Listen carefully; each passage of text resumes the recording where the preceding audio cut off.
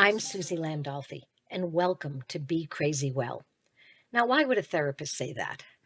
Because we all have mental health struggles, even therapists.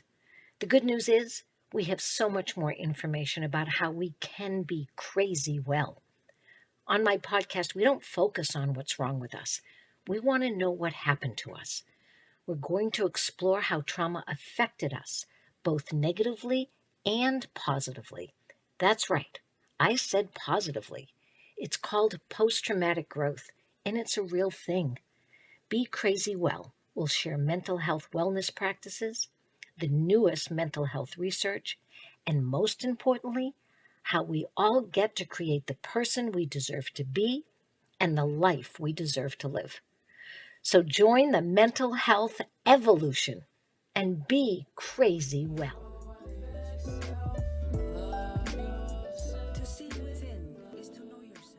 Hi, it's Suzi here, and I want to read you something. And first of all, welcome to Be Crazy Well. Obviously, some people think that being crazy is not a good idea. I'd rather think that it's very subjective, so that my crazy and my crazy well isn't the same as yours. That's actually what we're going to talk about today. So I want to read you something first. And it says, this is by the Tao Ching, and this is the English version by Stephen Mitchell. And it says here, the ancient masters didn't try to educate the people, but kindly taught them to not know. Seems strange, doesn't it? Usually you want to educate people to know. Then he goes on to say, when they think that they know the answers, people are difficult to guide. When they know that they don't know, people can find their own way. You know, I don't know about you, but I'm going to admit that I am definitely struggling with a dis-ease called know-it-allism. I know there's a lot of isms in the world. This is one of the worst. And I was trained to be a know-it-all.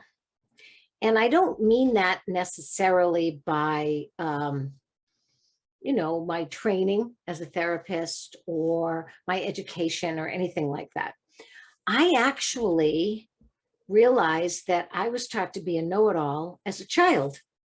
What I mean by that is when my adults in my life struggled and didn't do what was safe for me and for them, I had to figure it out.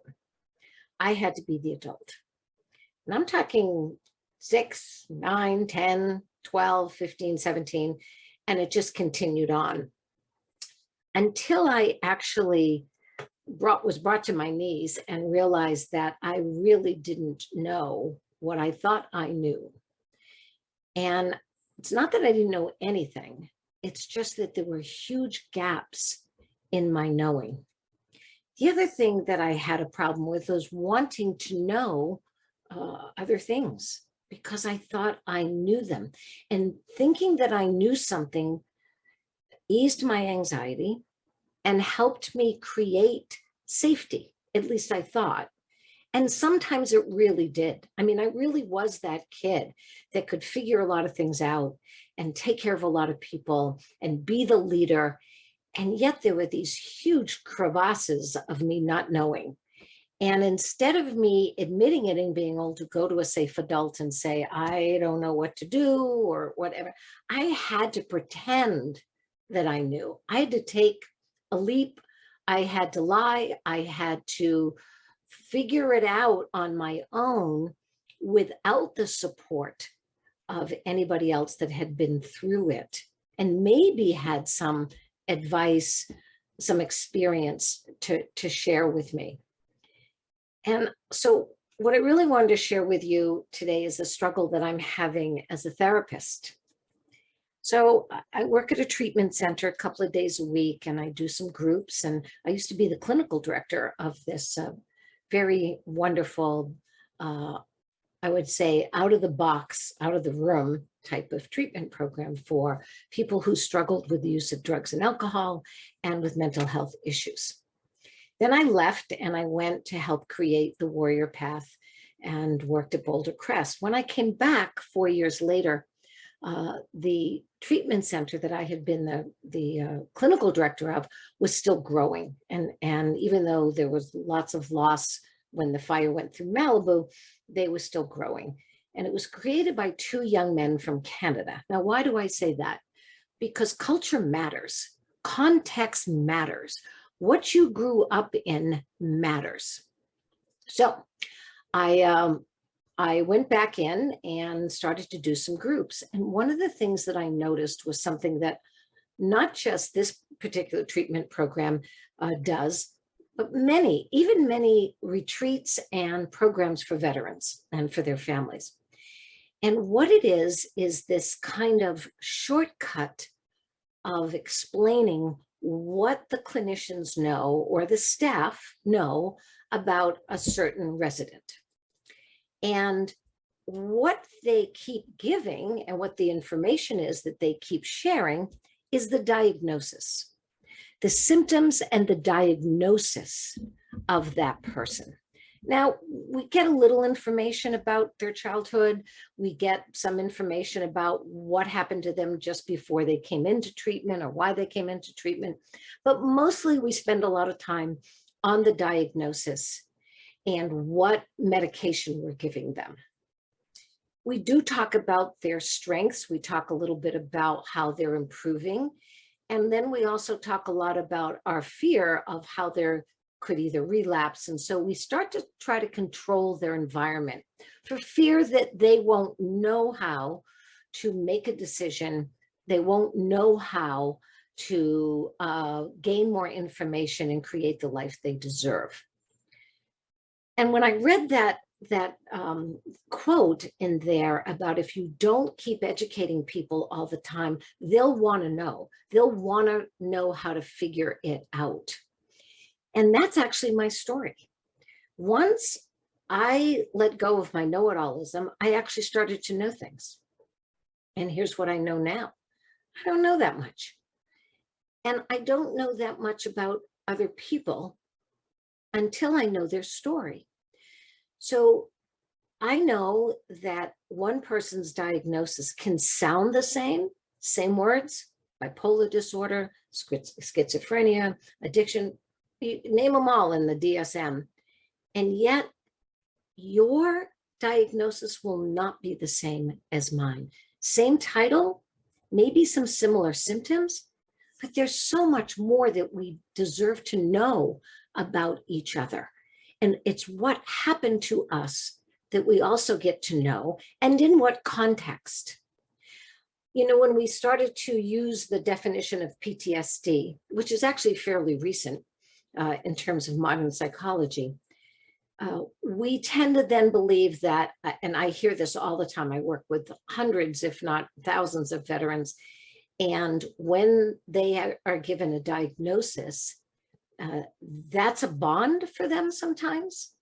And I think it's great that they understand that something happened to them and now they deserve to heal.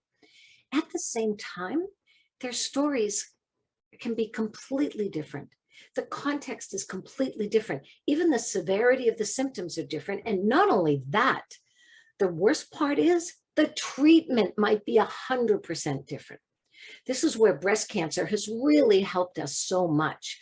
We now know, and you'll see commercials all the time about treatment of breast cancer, where we need to know what's going on inside of that woman in order to pick the individualized treatment.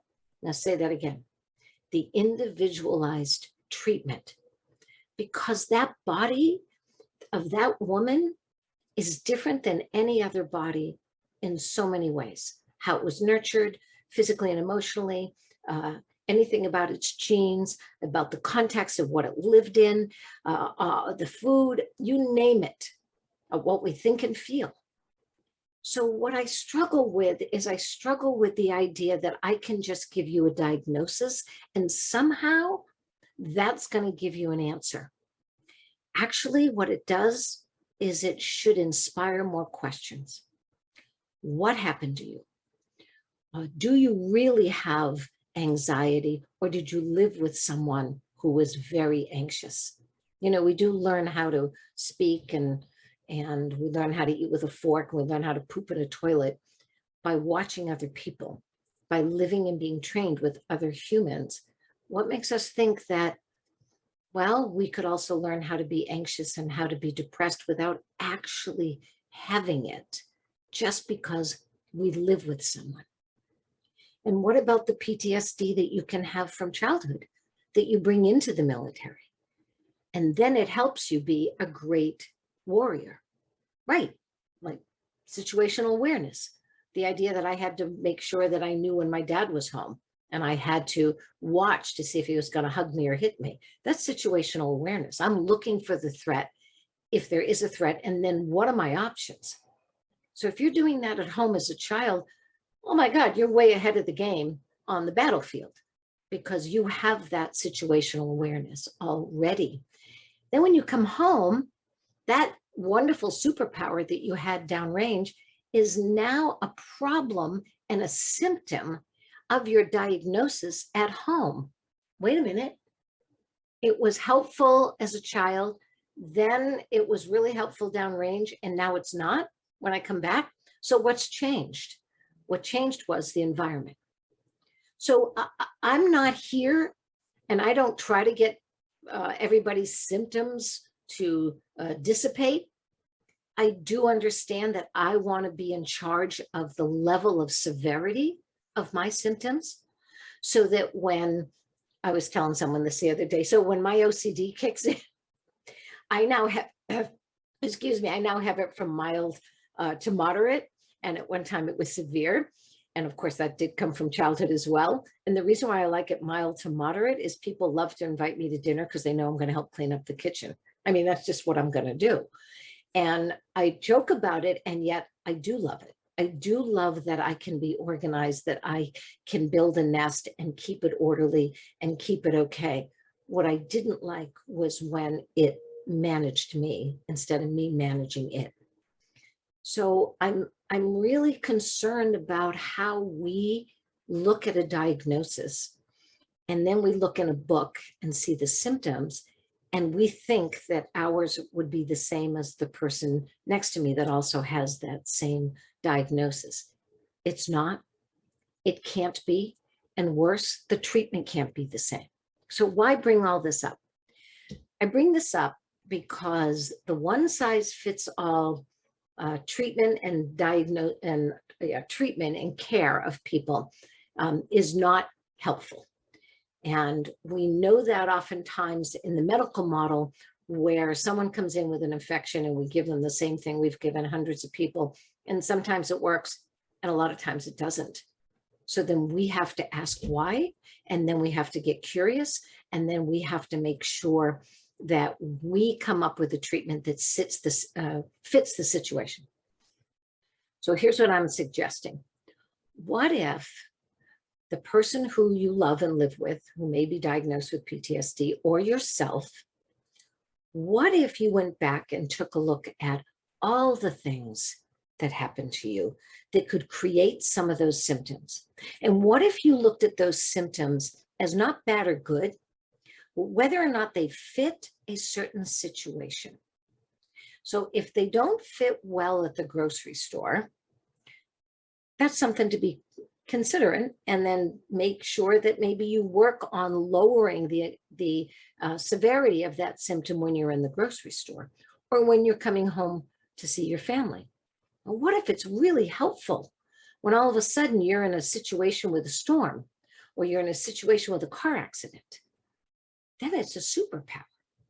So we really want to think about less judgment and understanding why it's important to put everything in context of where you are now versus where you've been. The other thing I would love to say is, why is it that I would be the better expert for you in treating your PTSD when in fact you're the one that has it? So I can't tell you how your clothes fit and how they feel. I can't tell you to wear a size 10 when a size 12 feels better. And you're the leader of your well-being. You're the one that gets to know what works and what doesn't work. The only requirement of being the leader of yourself is wanting to get better, wanting to be crazy well, wanting to be more self-aware. So if you have the situational awareness, now we need the self-awareness. And that would be not beating yourself up, not denying that you have some issues, not denying that some bad shit happened to you. That would be wanting to know and then being curious about what you can do to lessen any symptom that gets in your way from severe down to mild to moderate. That you are helping yourself. You are the leader of your well-being. You're the leader of your health. And I want to say this with tremendous love and support. I work with veterans because you men and women make me a better person. I've noticed and I've experienced where you are want to know people, like you want to know. And I'm sure there's some that just want to hear somebody say something and then they just take it as an order. I get that that's part of the culture. That's not my experience when you get out. When you get out, my experience is that you don't necessarily want to be told what to do, how to do it, when to do it.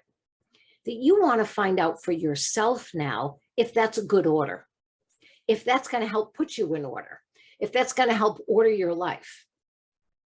So I would love to suggest that you find that curiosity again and you address your own know-it-allism and find out if you can direct, create, accept any kind of wellness for yourself, physically, emotionally, intellectually, spiritually, and financially. And do that forever. Like that's just part of your living now. I've noticed that one of the things I do with my grandson now, and I didn't do as much with my daughter because I was still having to know, feeling I had to know, is he'll ask me something, I'll go, I don't know. Let's go find out. Let's go explore. Let's go find out what's right for you, because I don't know if that's right for you. And I'm not necessarily saying, in a lot of dangerous ways, but certainly you learn how to make better decisions for yourself and for your well-being when you try it out. I just can't tell you what wellness and health is going to feel like inside of you. You get to do that. I know that there's a plan that, and most of the military makes plans before they go on a mission. They try to look at every possible thing that could happen and make contingencies for if the plan doesn't work, what's the next plan? What's the next plan? I think that's a great superpower as well. I also know that many times, and the men and women who have been in combat have said this to me, that even plan C, D, E, and F was not going to happen. So then those men and women that were in the situation, they got to decide what was the best course of action. And I want to say that that's the superpower. Planning is great. Knowing your equipment, knowing your body, knowing your mind, knowing your feelings, knowing what the situation that you've been in before, that's all knowing. Being open to something that you don't know that much about at this moment is also a superpower. Because once you admit that, I'm not quite sure what I need to do to help myself be more patient, I'm going to go try some things. That's the superpower. The superpower is wanting to know and admitting you don't know. All those things that we take for granted, like lights and satellites and everything for our phones and everything for our lives, that was because someone said to themselves, I don't know whether or not this is a good idea. I think it's a better idea, instead of having live flames in our house that can burn our house down, that maybe there's a way we can capture light in a safer way. I mean, that's all part of those disruptors, those I don't know people who want to find something and want to know. And I'm going to challenge my clinicians, my coworkers, to start living again in the I don't know. I don't know that your diagnosis is even that relative to your well-being, that yours isn't going to be the same as somebody else's, and I can't treat you the same. So these shortcuts of diagnoses and symptoms and treating the symptoms, I'm very, very, a little anxious, to say the least, about believing that we know, and then we won't be able to try something different and something individualized, something that will work for you, that you're willing to be the team leader, that you're willing to continue to practice on a regular basis, that you're willing to say, you know what, I noticed that that didn't work what we tried, but this really worked this week. Who thought that this would work? And you get to come back and tell us what's working for you, with you. So for all of you that are part of the know-it-allism crew, I want to just say it's difficult. It's very hard to give up. It's hard to live in the I don't know. There is a wonderful practice. It's called Buddhism, and Buddhism is not a religion, it's a practice. And it's always asking us to live in the I don't know. And like I said, it's from mild, moderate to severe. So remember that you get to decide where you want your life practices to be. You get to decide whether a symptom is actually a superpower sometimes, and it depends on the context and the place. So part of the be crazy well is being a bit of a disruptor, and being crazy well means you get to decide what being is, what crazy is, and what well is on your terms. All right, thanks so much for joining me. This is Suzi Landolfi. Our theme song is by Calvin Love. It's called Be Your Best Self. I'm going to say be your best crazy self. That might be good. I know he's got a little bit of that in him too. He's got some wonderful craziness, that very creative. So check him out, Calvin Love. I want to thank Coming Home Well. If you haven't looked at all the podcasts that they have, it's remarkable. So Cindy Thompson has been putting these podcasts together under the organization Coming Home Well, and check them all out. I don't even know all the names of everybody yet because I keep adding them, but I'm so grateful to be part of their family, their tribe, their team, and check them all out. They are just fabulous people who I would like to say, and I'm proud of, that they live in the I don't know. They are wonderful people that are the disruptors that are helping us find like newer, better, more individualized answers to all of our well-being. All right, everybody, have a great week and be crazy well.